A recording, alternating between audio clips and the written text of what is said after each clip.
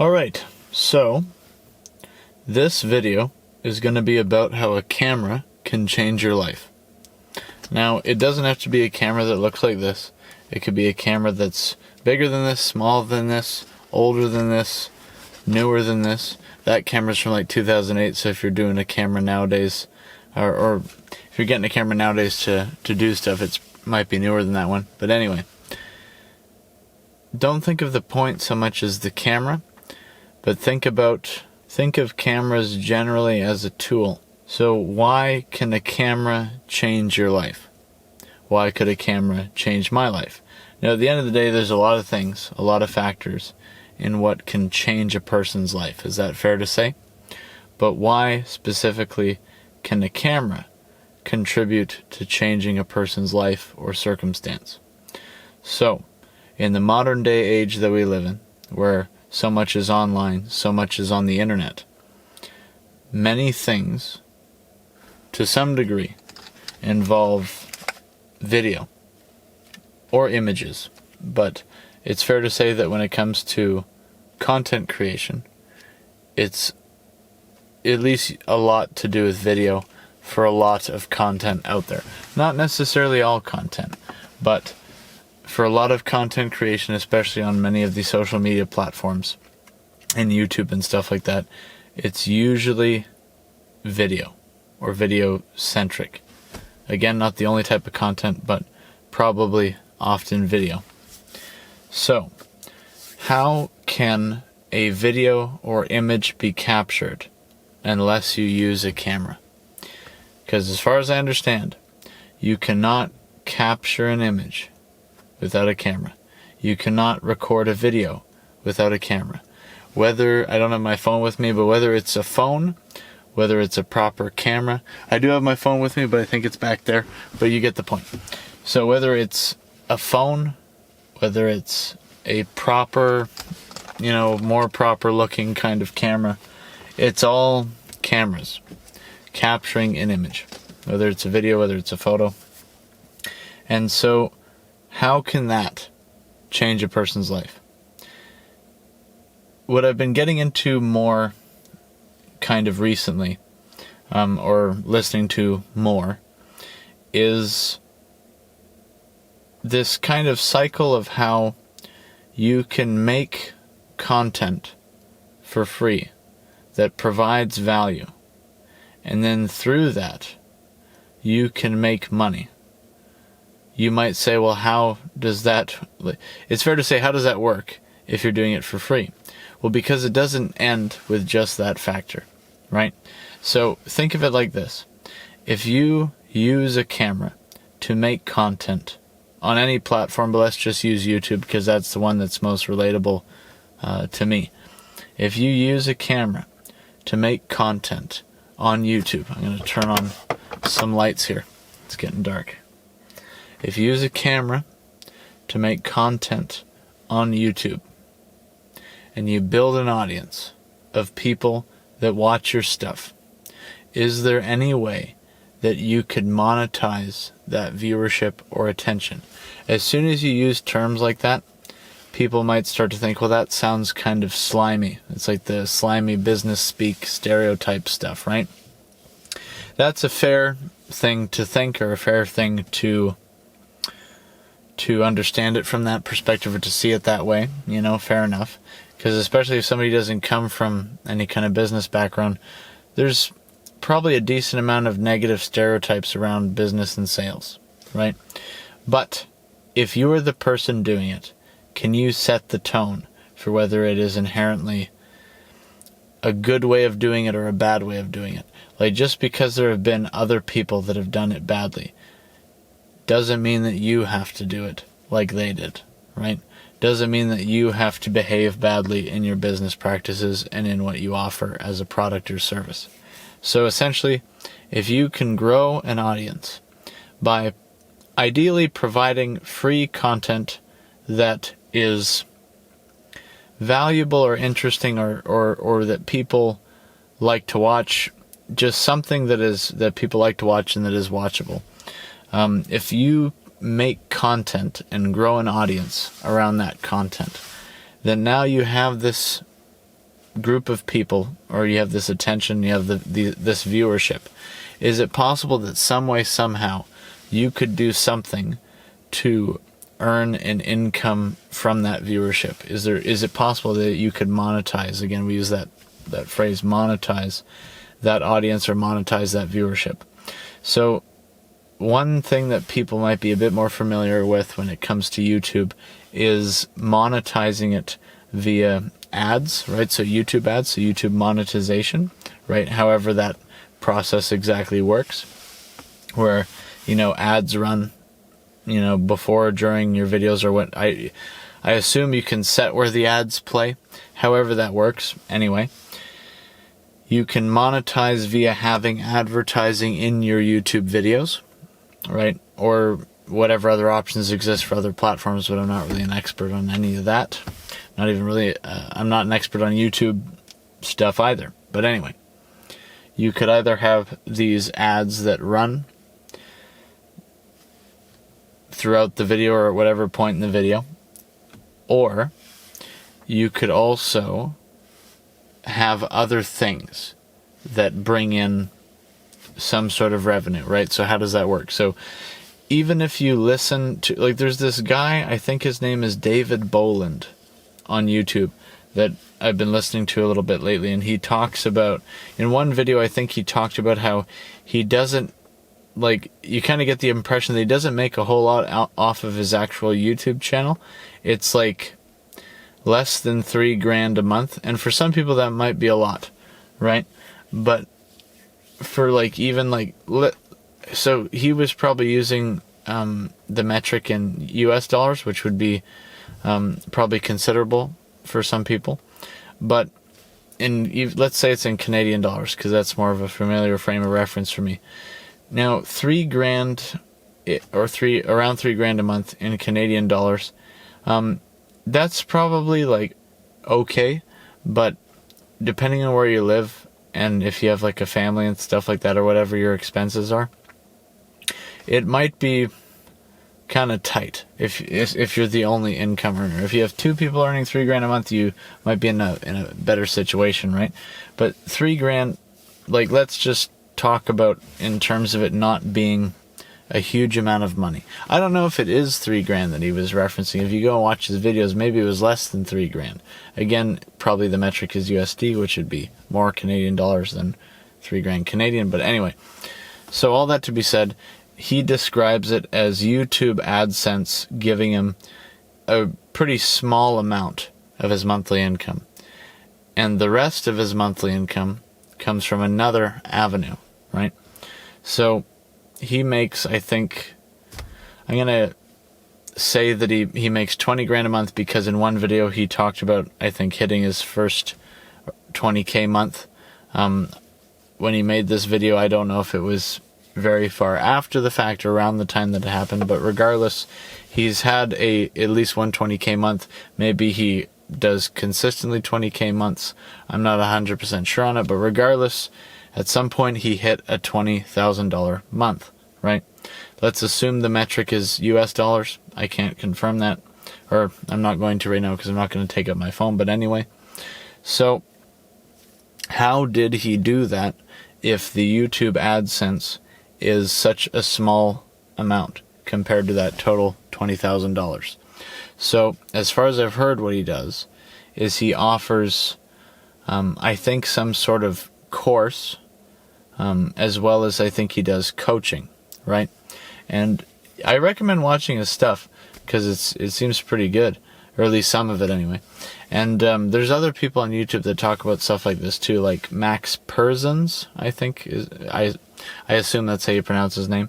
And then there's other people too, and I mean Alex Hormozi probably talks about this kind of stuff as well as other kinds of things. I mean, he's probably one of the more original people on the scene, in the YouTube business scene, to talk about these kinds of things, right?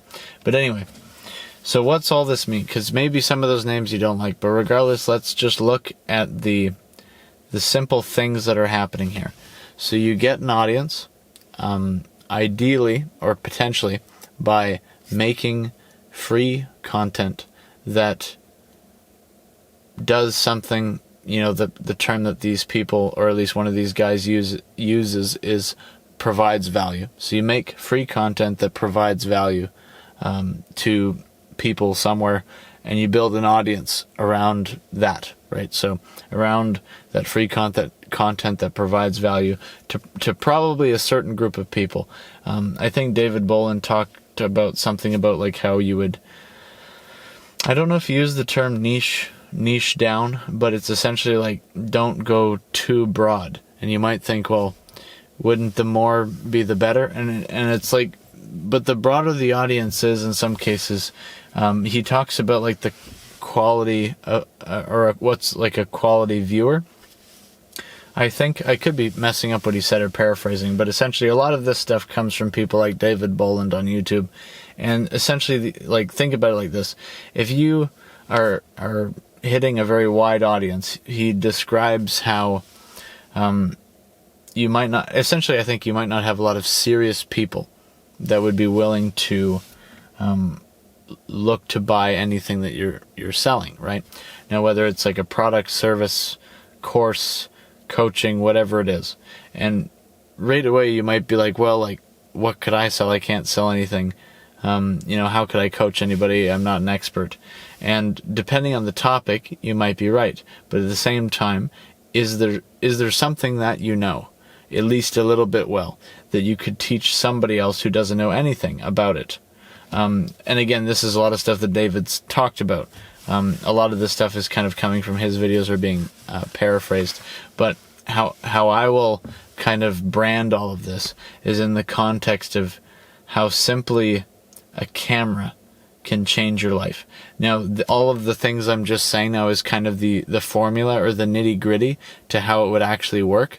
But it's going to probably start with a camera, unless like you're doing like a blog or something. But nowadays, I don't know how successful that would be compared to doing this, right? This might be one of the more high potential for success options compared to other things that aren't, video or photo. But video might be the most potential. Because like you not just have a visual, but you have audio. So when it comes to teaching people about stuff, it might be one of the more comfortable formats, right? So if you have a camera, then you could get into doing these kinds of things, like making the free content that provides value, that builds an audience over whatever time frame, that then you give the option to or pitch the option of subscribing to some sort of community, or buying a course or some sort of product or something, right? In that area that you have some level of expertise in or some level of knowledge in. And what I think David or Max talked about, I think at least David talked about this, Max might have talked about it too, is that you don't have to, I'm kind of paraphrasing probably, but you don't have to be like a super expert. Like, they didn't use that term, but you don't have to be like this big expert at a topic. It's just the idea of knowing something about something and then teaching that to somebody in general. So that all that is required is that the person that you're teaching it to doesn't know it. Like, that's kind of obvious, but it's like the person just needs to know a little bit less than you do, right? About whatever the topic is. Let's say it's hunting, let's say it's fishing, let's say it's camera gear, let's say it's video editing, whatever, gardening. The person just has to not know something, and then you teach it to them, right? So if it comes down to hunting, it might just be that the person doesn't know much about getting a moose tag, or they don't know much about tracking an animal. They might not know what the footprints look like. Maybe they don't know how to tell certain differences in a certain species of animal. Maybe they don't know like what ammo they need for their rifle. Now, if they're getting into hunting and they have a gun, hopefully, like, you might hope that they would know that. But do you see what I'm saying? Where it's essentially like, you just need to know something that somebody doesn't, and find those people or get those people and then teach them the something. And the exchanges is like knowledge for currency, or knowledge for money, however you want to say that. So they pay you for the knowledge, or they pay you for the product or whatever. What's usually going to be probably a better case scenario is if you're actually selling something rather than doing a service, because this is something that I think that Max has talked about, and this is kind of sort of based off of probably things that Alex Hormozi has talked about. But essentially Max talking about how you have a limited time that you're you are selling your time when you're providing a service to somebody. Like say you're cutting somebody's lawn, like that takes time, and you only have so much time in a day. So eventually you run out of minutes, right? So there's a mosquito in here somewhere, that's kind of why I'm doing this. But anyway, you eventually run out of time, right? You only have so many minutes in a day, and eventually you're going to run out of your availability to do the thing, whatever the service is. Whereas if you're selling like a course on how to cut a lawn, that might sound dumb, but work with me here. If you're selling a course on how to cut a lawn, then now you could sell that to really an unlimited number of people potentially, right? So if you're going to sell this, course, let's say it's like, however many videos, let's say it's 10, 20 videos. If you're doing a full lawn care series, right? What tools to buy, how to maintain them, how to cut the lawn well, and what the frequency should be, what tools are better than other tools, like whatever, and all the like little niche things that people might not know about that you know about because maybe lawn care is your thing. If you're selling a course on that, and then you sell it for like, let's say $80, or maybe you sell it via subscription to it, so they could pay $10 a month to subscribe to your lawn care course or whatever. And then you sell that to, 1,000 people, or you sell access to it to 1,000 people. Let's say it's $100, for this lawn care course. If you do it as a one-time purchase, sell it to 1,000 people, that's 10 grand, right? 100 or 1,000 times $100. So 10 grand, is that math right? So what if you sell subscription to a lawn care community, where you build a community around lawn care, and then everybody shares like their tips and tricks, or maybe their progress, or what they're learning, or if they have questions, they ask you questions, or other people in the community questions, and say it costs like, 10, actually, I just realized I got my math wrong earlier. If you sell something for $100 and 1,000 people buy it, that's $100,000. So better than 10 grand. My bad there. If you stuck with me through that, thanks. So it would be if you sold it for $10 and 1,000 people bought it, that's 10 grand. Anyway, so say you sell access to your lawn care community for $10 a month, and you talk about all these different things, and 1,000 people are a part of that community for $10 a month, 10 grand a month, right? 1,000 times 10 grand. Okay, we're mathing now. Anyway, so now does it start to make sense about the potential of how this can work out, right? And if it's something that like an unlimited amount of people potentially could get involved in, or could buy, or whatever, because if it's not a service-based thing for the most part, like say you're answering questions, you could argue that's like a service-based thing, but maybe it's easier to answer like a little blurb question than it is to actually cut somebody's lawn, right? But if you're like, offering via subscription fee access to a course and stuff that maybe answers those questions, then, and an unlimited amount of people can buy, then you're not necessarily trapped in this time limitation, because it's not about you performing a task. It's about people accessing a product that you've made one time, or however many times you made that product, and you made it ideally good, then now they just access it, and an unlimited amount of people can access it now, right? And so does that make sense? And then you do that for whatever pricing is, what you want to price it, or what is it worth, right? What is lawn care worth? What is access to a community of people that like lawn care worth, or people that are experts at it that could give advice on lawn care? What is all of that worth to people, right?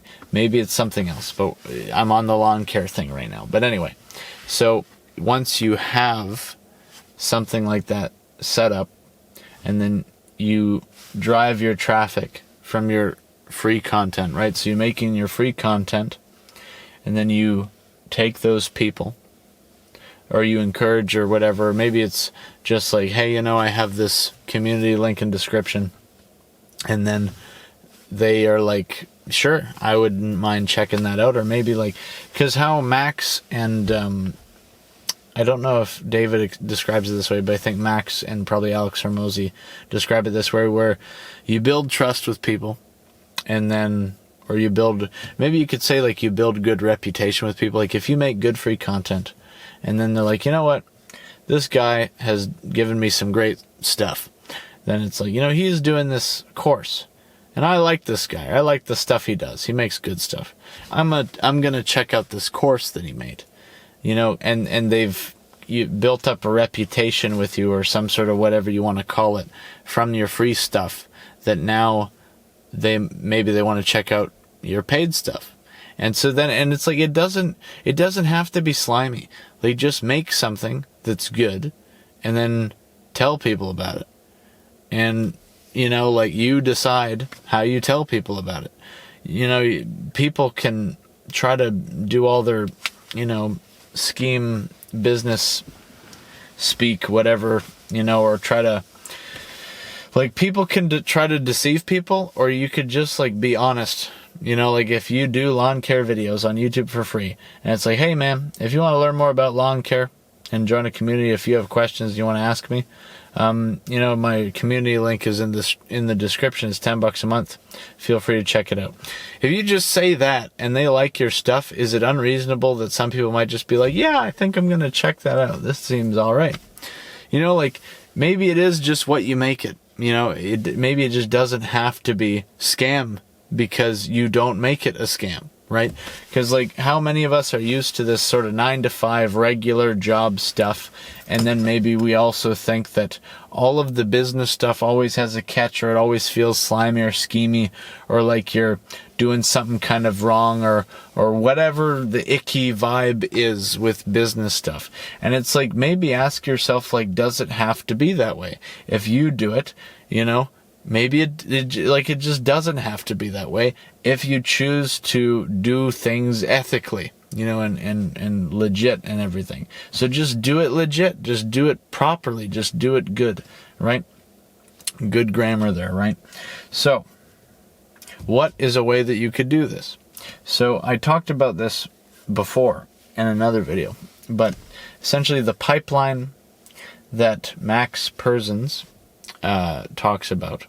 Now he adds some things to it, but I'm going to give you so he actually might say it like this right off the bat and then add steps to the cycle. So credit to Max. Feel free to check out his channel.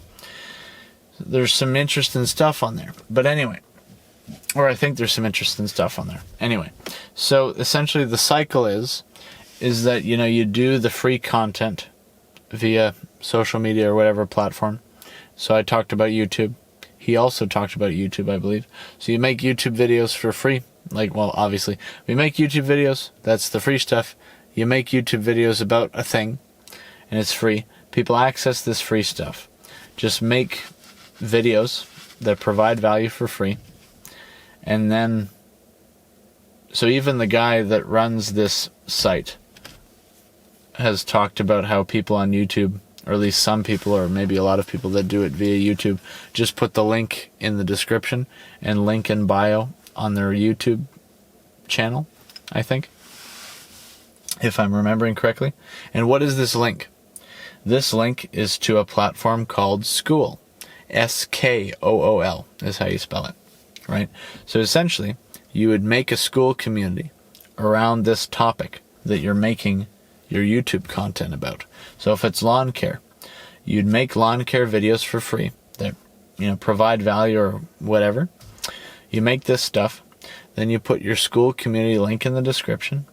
maybe at the end of the video you say, hey, if you like this, feel free to check out my Skool Community. Or if you want to learn more about lawn care, check out my Skool Community. And then they click on it, right? And then they can choose to join or subscribe to your community, because you can make a free community, you can make a paid community, and now they're pretty soon going to be rolling out these different payment options where you could do like a free community, but then you pay for access to the courses and the calendar and the calls and stuff like that. Because in your community, you know, you could have your different chat threads or whatever you call them. You could have your courses in the classroom section. So say you do lawn care courses, you have a course on like just mowing, then you have a course maybe on, you know, edging the lawn or whatever. And then maybe you have a course on, you know, whatever else, you know, the getting the weeds out or getting rid of anthills, whatever it is. Maybe this is all in one course, and maybe you just have one course in the community, however you want to do it.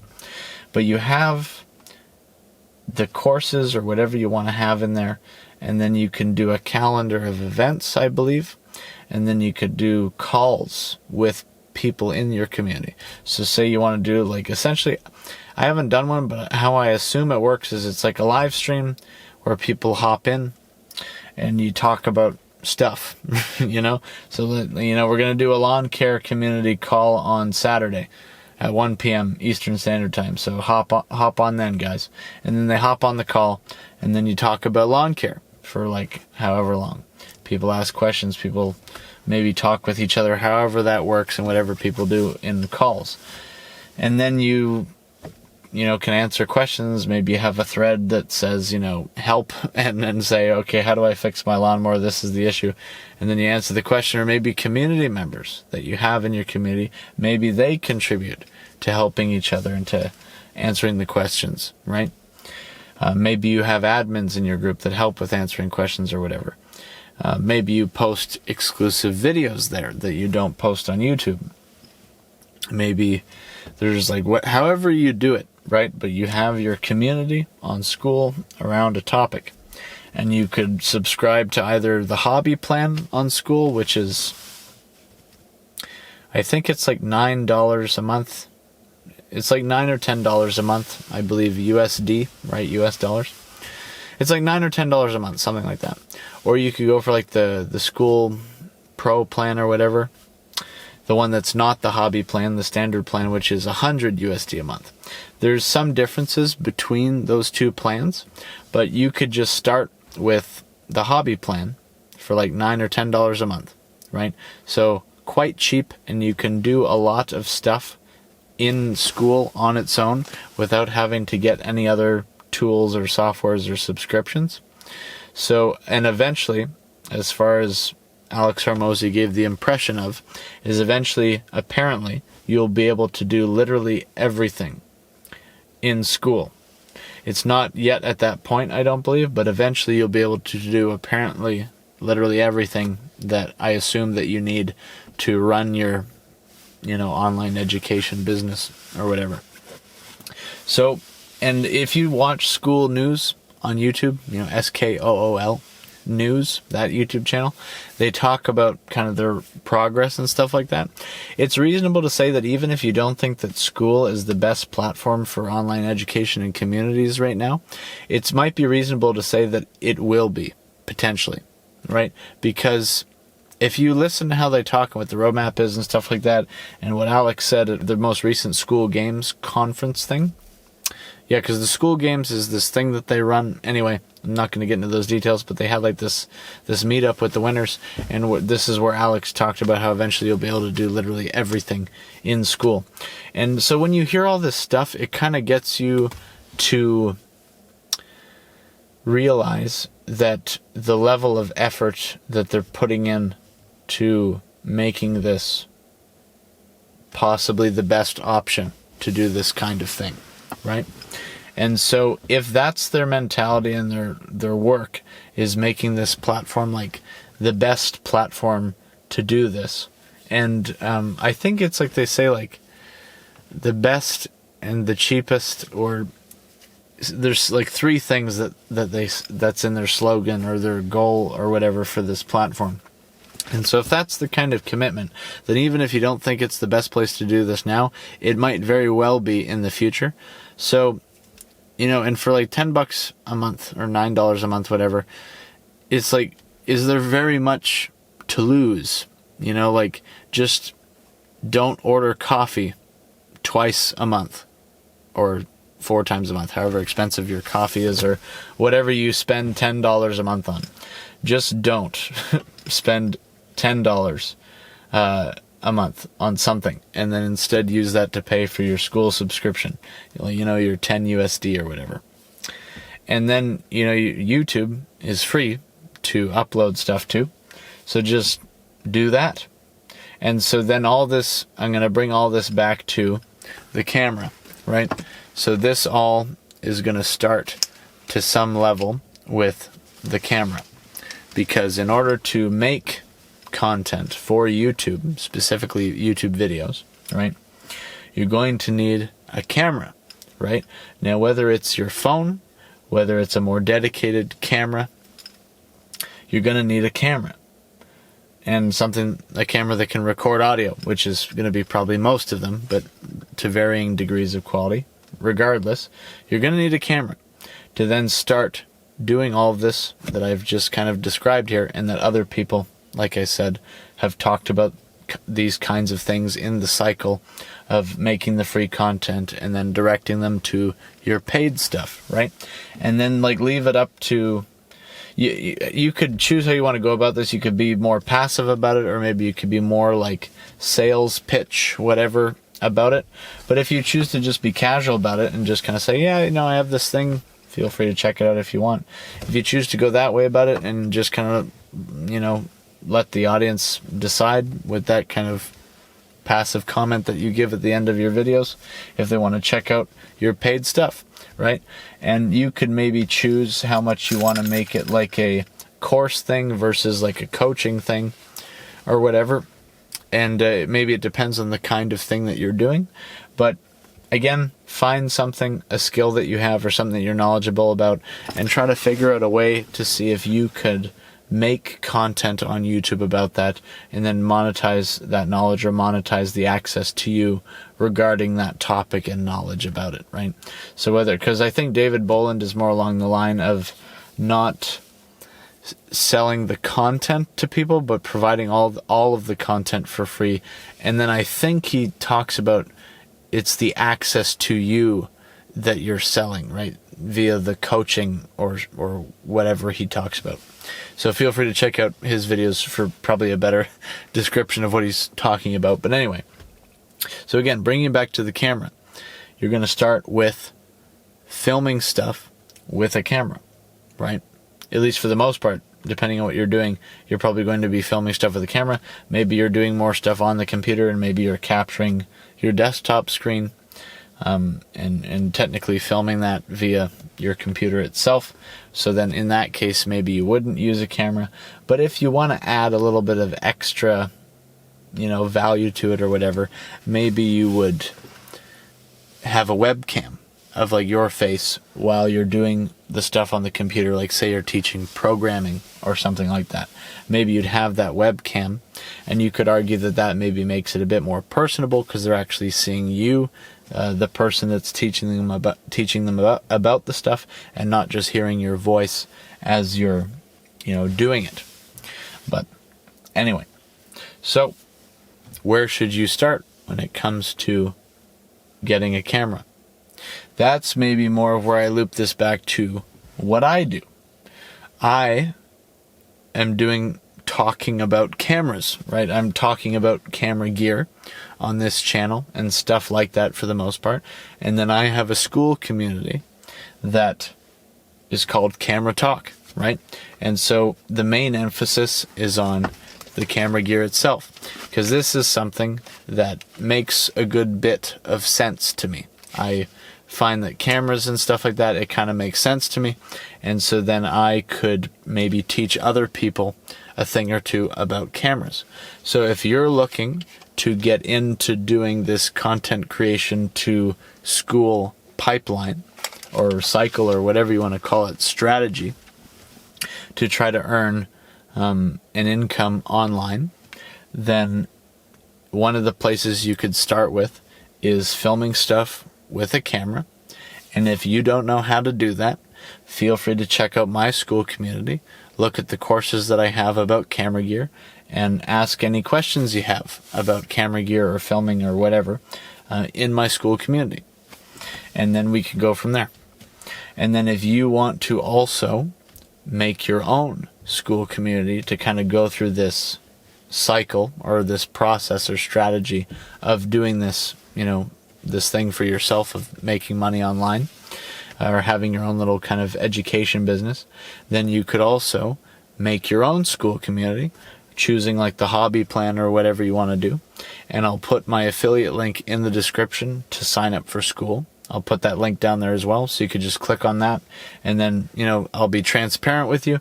The reason why I would want you to click my affiliate link is that if you sign up with my affiliate link, then I would get, what's it called? Like an affiliate commission or something on that.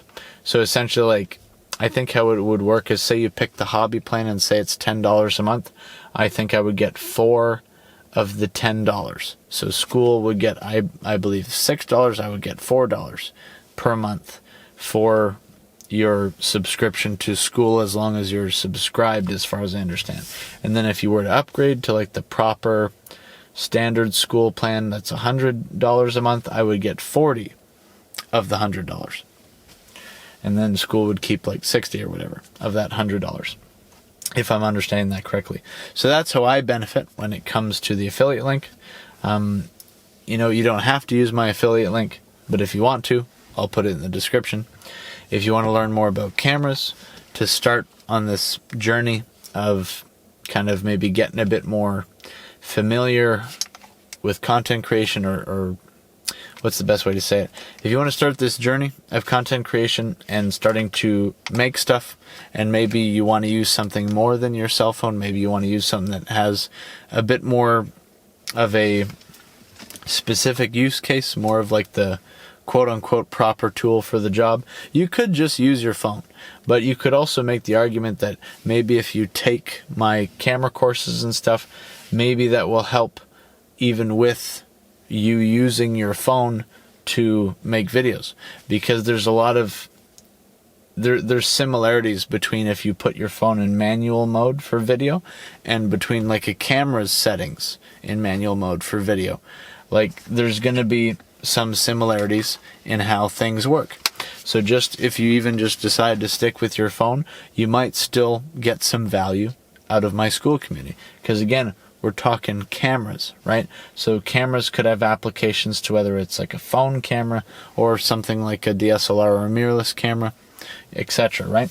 So feel free to check out my Skool Community if you want to learn more about cameras, and maybe this might be one of the steps in possibly changing your life circumstance right now via doing this whole content creation to Skool Community course, teaching, coaching, etc.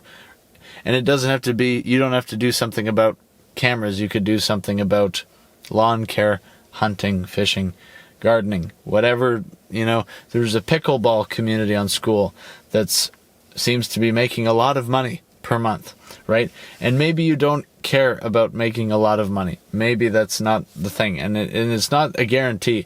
Like all this stuff I'm saying, it's not like guaranteed to work either, right?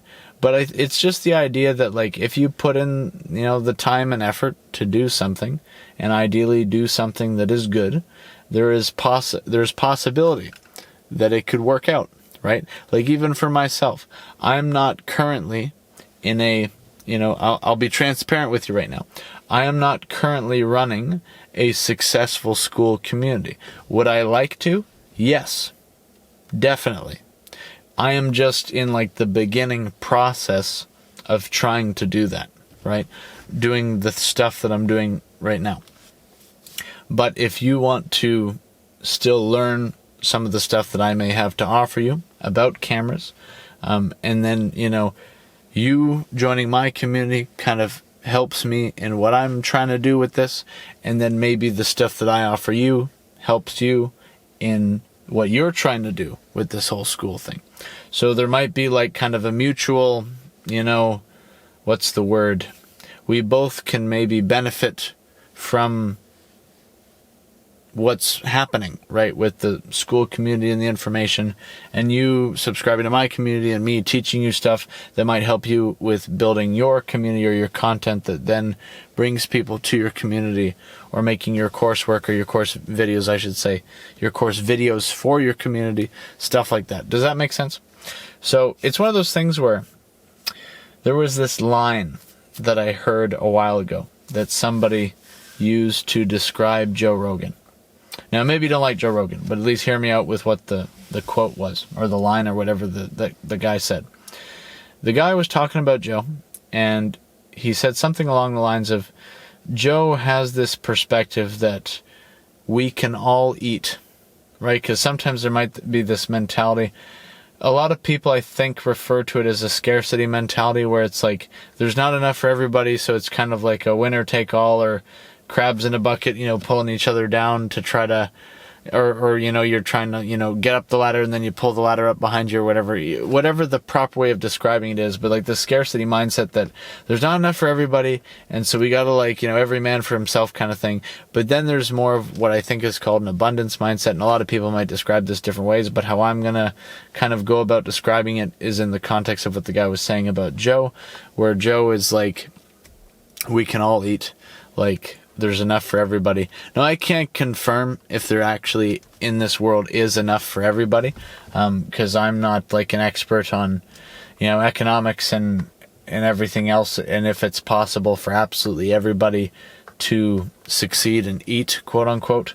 But at least let's say that within reasonable possibility, with as many people as put in a good amount of effort and quality into and consistency into doing this kind of thing that we're talking about, there might be a reasonable chance of making at least some level of side income.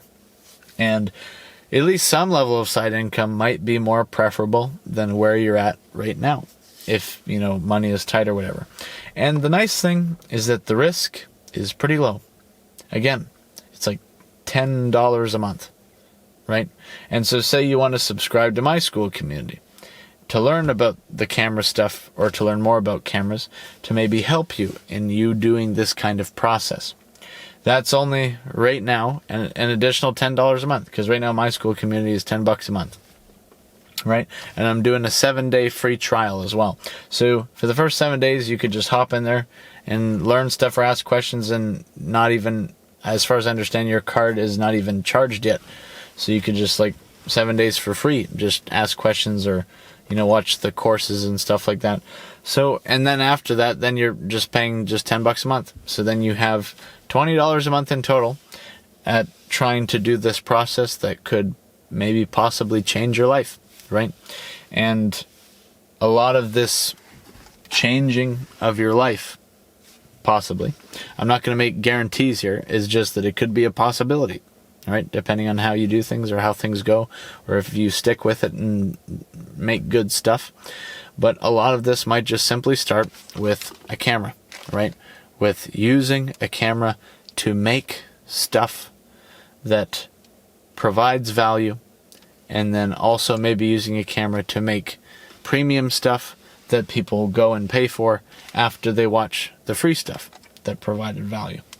So does all this make sense with how something, in a way, as simple as a camera could contribute to changing your life, right?